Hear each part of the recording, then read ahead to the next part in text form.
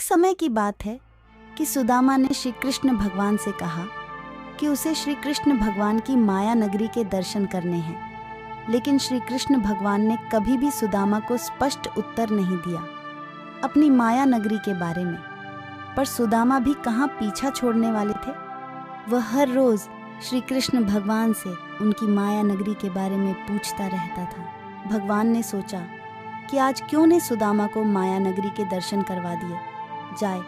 तो श्री कृष्ण भगवान ने सुदामा से कहा कि हे सुदामा, हे मित्र, चलो नदी में स्नान करके आते हैं। सुदामा श्री कृष्ण भगवान की माया को समझ नहीं पाए, और कौन भला हमारे ठाकुर जी की माया को समझ पाया है। जब भी वे किसी बात को समझाना चाहते हैं तो कोई न कोई माया या प्रपंच अवश्य रचते हैं। ठीक इसी प्रकार सुदामा के साथ हुआ। सुदामा और श्री कृष्ण भगवान ने नदी में एक साथ डुबकी लगाई और श्री कृष्ण भगवान अपने पीतांबर पहनने चले गए। तभी सुदामा ने सोचा कि जब तक श्री कृष्ण अपने पीतांबर पहनता है तब तक मैं एक डुबकी और लगा लेता हूँ।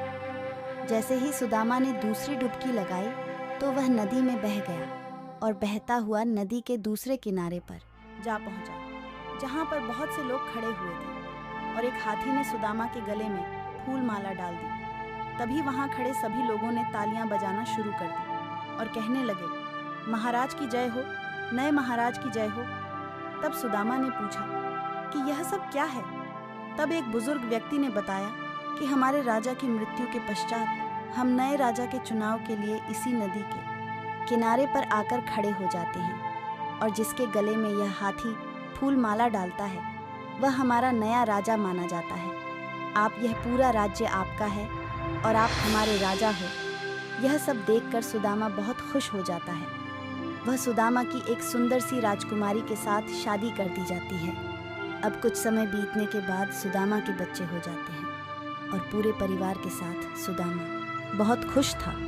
एक दिन समय बीतने के साथ सुदामा की पत्नी की मृत्यु हो जाती है। उसे राज्य का नियम था कि जिस राजा की पत्नी की मृत्यु हो जाती है उसकी चिता पर उसके पति को भी जला दिया जाता। जब यह बात सुदामा को पता लगी तो सुदामा बहुत घबरा गया। सुदामा से गांव वालों ने कहा कि अब आप भी तैयार हो जाओ, आपको भी चिता पर जलना होगा। तब सुदामा ने कहा, मैं ऐसा नहीं करूँगा। तब गांव वालों ने कहा, नहीं, आपको हमारी परंपरा निभानी होगी क्योंकि आप इस राज्य के राजा हो। तब सुदामा ने कहा, लेकिन मैं यहाँ का निवासी नहीं हूँ।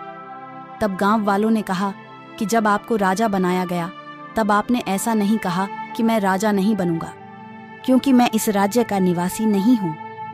अब और क्या था, गांव वालों की जिद के आगे सुदामा को तैयार होना पड़ा। सुदामा ने कहा कि ठीक है, चलो मैं इसके लिए पहले नदी में स्नान कर लेता हूँ।